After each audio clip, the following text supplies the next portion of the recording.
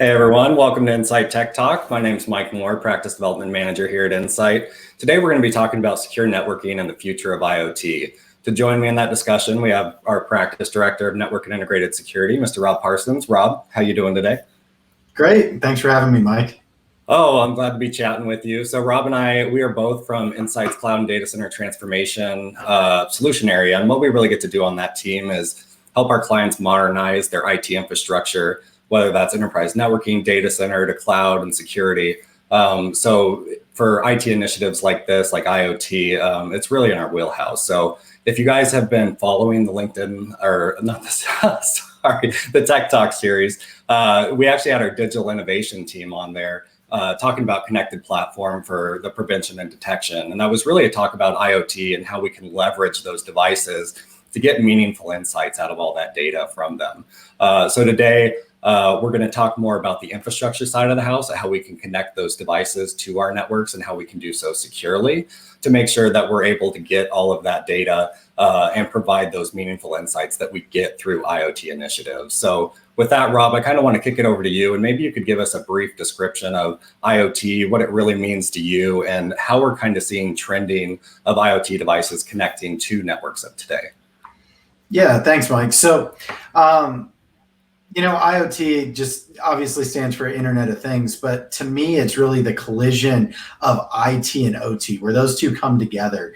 And that's our IT infrastructure, the networks, the data systems, the storage environments that all exist in IT to be able to conduct our business in a day-to-day operation. But then the OT side of things, the operational technology, so the plant manufacturing, the sensors that are there that are part of operational systems that organizations use to do their business as well, where we're at an inflection point where those two things are coming together, and we need to get the information from the operation side of the business into the information technology side of the business to be able to leverage it, make some intelligent decisions, and ultimately advance how businesses operate. So the whole focus is around driving an outcome of better business, smarter business. And that's one of our charters, is to help businesses run smarter through the application of technology, and IoT is one of those things that helps us to do that. So like you mentioned, we're focused more on the infrastructure side of the house. So when we talk about IoT, how do we get devices connected? Are we using Wi-Fi? Are we using Ethernet connections? Are they connected to some sort of wireless connection somewhere that then aggregates, maybe does some data processing at the edge, and then data moves up to the cloud? There's a lot of different ways that we can connect those devices. So, so much capability is at our fingertips with IoT right now. And we're just scratching the surface of the intelligence that it can bring to organizations to help them to run more effectively in the current times. Yeah, and can you give us some examples, maybe from different verticals, of what type of IoT devices we're seeing out there as we go and talk to different clients, how they're connecting to the network, specifically how they're approaching security around these types of devices? Yeah, so I heard a couple of things there. So, I mentioned the sensors already. So you're using sensors to gain intelligence. Think of a healthcare environment where you need to keep vaccines or something like that at a certain temperature in refrigerators. So gathering intelligence from those refrigerators of the actual temperature of those to be able to report back if there's any outage or any issue, you help reduce waste, reduce loss. There's a lot of capabilities there. So that's the healthcare side of things. Another one to talk about is manufacturing. And this is one of my favorites because I actually got to work with this customer and do some cool stuff. But they implemented some what were really called laser guided vehicles, but they were doing a couple things. So one, lasers would guide the basically forklifts to be able to pick product in a warehouse manufacturing type environment. But then those forklifts were guided through the warehouse with Wi-Fi. So the Wi-Fi would be able to track them, identify where they're at, and a very robust wireless solution was required because if they would drop a Wi-Fi connection, from a safety perspective, they have to stop until they regain connection. And also the other robotic forklifts around them had to stop to make sure that there wasn't a collision of these really expensive devices. So when they work really well. They really drive down efficiency, but we have to make sure that the right infrastructure is in place to be able to give them the service that they need. And in that case, it was a seamless Wi-Fi environment. Now, the other thing that you asked about at the tail end was about security. So absolutely has to be top of mind in any sort of IoT environment. I think there have been enough breaches in the news that everybody's thinking about it from when they start implementing IoT. I think there's a pretty famous example out there that revolves around the HVAC systems in a particular organization at this point.